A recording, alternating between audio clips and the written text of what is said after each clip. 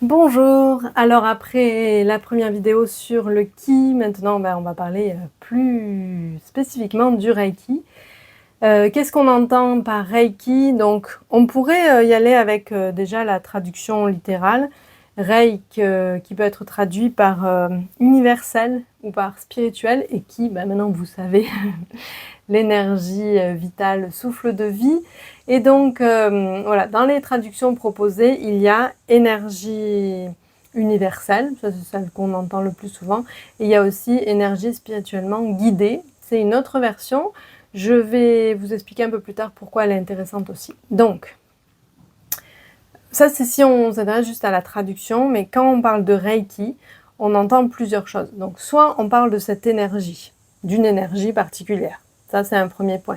Mais aussi, le Reiki, ce que les gens connaissent le plus du Reiki, souvent, c'est la méthode de soin. Donc ça, c'est une autre chose qu'on entend quand on parle de Reiki. Et puis, ce qui est... Bon, maintenant, je pense que tout le monde le sait, mais c'est peut-être moins connu. En tout cas, moi, quand j'ai commencé, c'était moins évident. C'est que c'est une pratique spirituelle, une pratique de cheminement spirituel, devrais-je dire, ou une pratique de développement personnel. Voilà. En tout cas, il y a une pratique qui... Il y a une idée de discipline qui est adoptée pour soi-même, pour se sentir mieux, pour aller avancer sur son chemin d'évolution. Voilà ce qu'on entend par Reiki. Bien souvent, la définition la plus connue, c'est celle de l'énergie ou celle du soin. Il y a des gens qui pensent que le Reiki, c'est juste un soin. Donc voilà. La pratique du Reiki, ça consiste à se connecter à cette énergie particulière pour qu'elle traverse notre canal, soit pour notre propre bénéfice, parce qu'on peut se faire des auto-soins, soit pour qu'elle, au bénéfice d'une autre personne, d'un animal, d'une plante, d'une maison, de tout ce qu'on veut en fait. Donc c'est cette façon de se connecter à cette énergie et de la canaliser dans notre corps, ça s'appelle donc une canalisation. Et les bases de cette pratique ont été posées par un maître Reiki japonais qui s'appelait Mikao Usui et qui l'a canalisé pour la première fois en 1922. Qui a développé les bases de la pratique jusqu'à sa mort en 1926. Donc vous voyez ça, je dis, oui c'est ça, 1926, c'est-à-dire que il y a bientôt 100 ans, quoi, qu'il est mort. Un peu plus de 100 ans qu'il a posé les bases de la pratique. Alors aujourd'hui, le Reiki qu'on pratique, il est bien différent des bases qu'il a posées, mais c'est normal.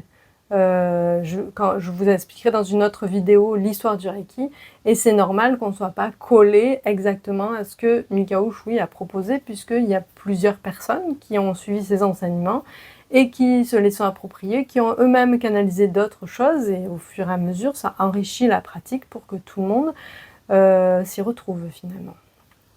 Donc, moi j'aime bien alors voilà, ça c'est la base. Moi j'aime bien la traduction énergie spirituellement guidée. Pourquoi?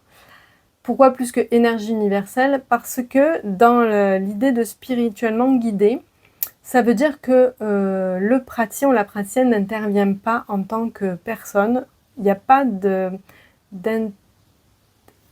d'intervention de la personne et donc de son ego dans un soin de Reiki. En fait, quand vous vous connectez au Reiki, vous demandez à sa sagesse universelle d'agir en posant une intention, le plus souvent, moi j'aime bien dire pour le bien-être de la personne ou pour le nettoyage de ce lieu, ou etc. Et vous laissez faire. Vous êtes juste un canal. Il n'y a pas d'intervention, vous n'avez rien à diriger, vous n'avez rien à faire. Vous avez juste à être et à observer ce qui se passe. Donc c'est très important. Oui, deuxième chose aussi, quand vous le faites sur une personne, ce n'est pas vous qui allez diriger le Reiki vers la personne, c'est le corps de la personne ou de l'animal ou la plante elle-même qui vont attirer par votre canal, on est d'accord, le Reiki. Le corps de la personne ou le corps de l'animal ou le corps de la plante, si on parle d'un corps pour une plante, a une sagesse innée Vous aussi, votre corps, il en a une. Et le Reiki lui permet de se connecter à sa sagesse innée. Et c'est finalement le corps de l'autre, ou votre corps quand vous faites un auto-soin, qui sait. Vous n'avez pas à savoir encore une fois. Donc pourquoi j'insiste là-dessus? C'est parce que c'est quand même une grande particularité du Reiki, de ce principe qu'on n'a rien à faire, que nous, en tant que praticiens, nous n'avons rien à faire, enfin, en dehors de s'assurer que nous avons le canal le plus pur possible, ça j'y reviendrai après, mais le fait que vous n'avez pas d'intervention à faire, ça d'un c'est reposant et en même temps ça favorise beaucoup l'humilité, ce qui est une notion très importante dans le Reiki et dans d'autres pratiques spirituelles. Dans le bouddhisme par exemple, on cherche continuellement à sortir du soi, pas faire disparaître notre identité, mais dépasser nos attentes personnelles, nos attachements, etc. Et donc ça, on l'utilise dans le Reiki, on utilise cet enseignement, je voudrais dire, dans le Reiki, quand on comprend que nous, on est juste un canal, que nous sommes juste un canal, quand vous comprenez ça, eh bien, d'un, ça vous libère de beaucoup de choses et surtout, ça vous apprend à ne pas avoir d'attente et à accepter le résultat, quel qu'il soit. D'ailleurs, ça vous apprend aussi à ne pas attendre de résultats. C'est une des apprentissages les plus grands, je pense, du Reiki, puisque on vit dans une société de résultats, de performances, et donc quelqu'un vient vous voir, il a mal quelque part, vous avez envie de lui ôter son mal. En Reiki, c'est pas ça qu'on fait. La personne elle a mal, elle vient, vous lui faites un soin, et vous faites confiance que son corps, il va prendre le Reiki là où il en a besoin, et qu'il va réparer ce qui a besoin d'être réparé au moment où la personne vient. Peut-être que la douleur va rester parce que peut-être que la personne a encore des choses à apprendre avec cette douleur.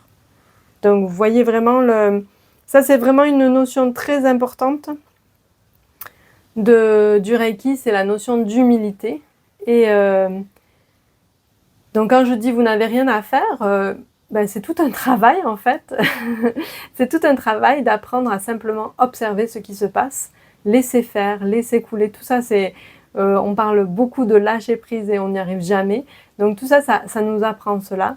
Et quand on observe, on est juste en qualité de spectatrice. On peut vivre des expériences extraordinaires juste en observant ce qui se passe, en étant détaché d'un quelconque résultat. Donc voilà, ça c'est une des spécificités du Reiki, c'est pas la moindre parce que par exemple souvent le Reiki et le magnétisme sont comparés voire opposés et c'est vrai que quand on va voir un magnétiseur, on a une verrue, il va nous enlever la verrue, en fait on pense qu'il va nous l'enlever. On a une douleur quelque part, on veut qu'il nous enlève la douleur, voilà, ça c'est le magnétisme. Le magnétiseur va diriger son énergie ou l'énergie qu'il canalise, puisque de plus en plus maintenant les magnétiseurs aussi ont compris qu'il fallait arrêter d'utiliser sa propre énergie, mais canaliser une énergie d'un plan supérieur, mais ils vont la diriger. Le magnétiseur va vraiment la diriger à l'endroit qui, selon nous, nécessite une guérison, alors que dans le Reiki, on ne fait pas ça. Même si on peut obtenir des résultats similaires, c'est ça qui est intéressant. Et nous, on ne les attend pas. Donc ça enlève de la pression. Alors, deuxième particularité de la méthode Reiki, donc, ce sont les harmonisations. Alors, ça, c'est pas... Donc là, on n'est pas dans la relation praticienne-cliente ou client. Les harmonisations, ça concerne les personnes qui veulent se former au Reiki. Donc, en fait, le Reiki, en tant qu'énergie d'un plan supérieur, moi, ce que j'en comprends, c'est... ce que j'en ressens surtout, autour de vous, il y a le Ki, vous êtes fait de Ki, etc. Et le Reiki, c'est une sorte de super Ki qu'on va aller puiser à la source. C'est-à-dire que nous, sur la vie terrestre, dans notre vie du quotidien, le Ki auquel on a accès, c'est un Ki terrestre. J'ai envie de dire ordinaire. Et de la même manière que dans nos aliments, on a des super aliments comme le quinoa et les œufs bio, eh bien, on peut avoir accès à un super Ki, presque à la demande, qui n'est pas tout à fait... Enfin, il est aussi sur le plan terrestre, mais on va aller se connecter à un plan supérieur de conscience pour pouvoir accéder à ce ki, qu'on appellera alors le Reiki. Tout le monde est capable de faire ça. Il n'y a pas besoin de faire de formation. Si vous méditez tous les jours de votre vie, plusieurs heures par jour, avec l'intention de vous connecter à une énergie d'un plan supérieur, à un moment donné, vous allez y arriver. C'est de la pratique, c'est accessible à tout le monde, à condition d'être discipliné et patient. Patiente. Donc, la méthode du Reiki, c'est une façon d'arriver à ça un peu plus rapidement. Néanmoins, donc c'est-à-dire que vous allez venir en stage essentiellement pour que le maître Reiki, en l'occurrence ce sera moi, la maître enseignante Reiki, je vous ouvre le canal, j'agrandisse votre canal pour que vous vous connectez plus rapidement et plus facilement à cette énergie d'un plan supérieur. C'est ça qu'on fait dans les stages de Reiki. Essentiellement, en tout cas moi, dans les stages de premier niveau que je donne, il y a 4 harmonisations. Et ces 4 harmonisations, vous les expérimenterez, et je ne vais pas vous dire ce que vous allez ressentir parce qu'il y a plein de ressentis possibles, et puis c'est intéressant que vous y alliez avec un esprit d'ouverture de débutante. Mais l'harmonisation, elle vous permet de vous connecter au Reiki, voire de vous y reconnecter, parce que effectivement, quand vous étiez avant votre naissance, encore à l'état de vibration, vous étiez connecté à ce Reiki, ou à cette énergie de la source. Quand on s'incarne, on perd un peu la qualité de la connexion. C'est comme si, vous savez, quand on cherche une radio, bon, je sais, ça n'existe plus, mais ou quasiment plus, mais quand on cherche une radio, on se branche sur une certaine fréquence, ça fait des drôles de bruit, puis quand ça y est, on est connecté, le son paraît clair. Bon, c'est la même chose, c'est-à-dire que vous n'êtes jamais complètement déconnecté de la source, néanmoins, c'est pas toujours très clair. Donc le Reiki, le stage de Reiki vous permet d'améliorer la qualité de la connexion, la qualité de la fréquence. Voilà. Donc, une de mes collègues maître enseignante dit c'est comme en été quand vous allez regarder le ciel étoilé dehors, vous pouvez regarder les étoiles sans les connaître et regarder les constellations, avec un regard tout à fait neuf. Et si quelqu'un vient avec vous regarder les étoiles et qui connaît toutes les constellations, il va apporter quelque chose de plus au niveau de votre perception des étoiles. Bon, là, c'est la même chose. C'est comme si la maître enseignante Reiki vient vous expliquer les constellations du Reiki. Voilà. Alors, j'aimerais quand même que vous notiez que même si les harmonisations vont vous connecter vont vous harmoniser à la fréquence du Reiki, si vous ne pratiquez pas, ça restera un peu brouillé. C'est ce que vous allez faire, vous, de ce premier stage, ce que vous allez faire avec ce premier stage, la fréquence à laquelle vous allez vous connecter, la fréquence à laquelle vous allez méditer sur le Reiki, avec le Reiki, la fréquence à laquelle vous allez vous faire des auto-soins qui vont améliorer et faire perdurer la qualité de la connexion. J'ai déjà j'ai déjà initié plus de 50 personnes au Reiki. Beaucoup de personnes ne pratiquent plus aujourd'hui. Dans toutes les personnes que j'ai formées, un certain nombre ne pratiquent plus aujourd'hui. Et je pense qu'elles ne voient pas les changements dans leur vie, alors que les personnes qui pratiquent au quotidien, sur elles-mêmes, au moins, je veux dire, pas forcément, elles ne font pas toutes des soins au quotidien, mais celles qui pratiquent sur elles-mêmes au quotidien, elles ont vu de grands changements dans leur vie. Elles ont vu à quel point le Reiki pouvait être soutenant. Donc c'est pour ça que j'insiste toujours là-dessus. Je sais que c'est des histoires... ça dépend de son tempérament. Il y a des personnes qui sont disciplinées et qui vont s'y mettre. Il y a des personnes pour qui ce sera plus difficile. Mais même si c'est plus difficile, si vous venez au Reiki aujourd'hui, c'est qu'il y a quelque chose en vous qui vous appelle. Vous allez ouvrir une porte après, il ne tient qu'à vous de laisser la porte ouverte et aller vers d'autres portes, ou bien la porte elle va se refermer. C'est pas grave, peut-être ça sera pas votre chemin, mais moi je trouve que c'est dommage d'aller dans un stage et après de rien faire avec ça, mais encore une fois c'est mon point de vue et voilà, vous ferez bien le chemin, vous suivrez le chemin qui est le vôtre, mais sachez que plus vous allez pratiquer et plus vous verrez, vous observerez de changements positifs dans votre vie.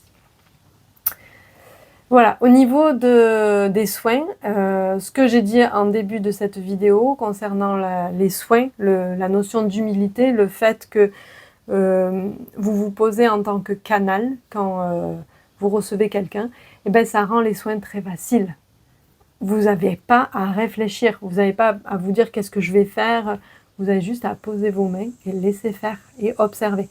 Alors, je reconnais que au début, c'est peut-être le plus compliqué hein, de rester en pleine conscience de ce qu'on ressent quand il y a le mental qui me dit ah mais je m'ennuie ou oh il se passe rien ou est-ce que ça je fais ça comme il faut etc etc. Ça peut être très long, mais au bout d'un moment vous allez voir si vous pratiquez encore une fois avec assiduité.